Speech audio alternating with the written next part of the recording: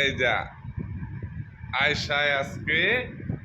ভাত খাবে কি দিয়ে গোসল করা আছে আয়সা বসছে এই যে আয়সা খাবে শুকনা মরিচ আর এই যে ইলিশ মাছ ঝাটকা ভাজা আর কি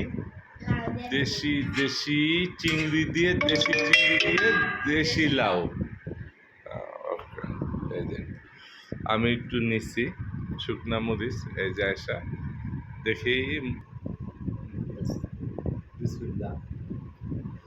পেরি শুকনা মরিচ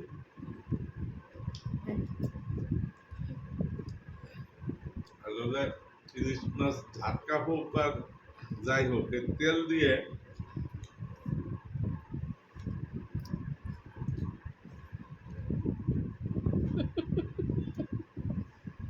কয়টা খাইতে পারি না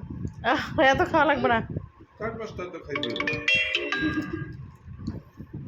হুম বাবা কব কি অভিনয় করে বুঝবো আপনাদের 5টা খাইতে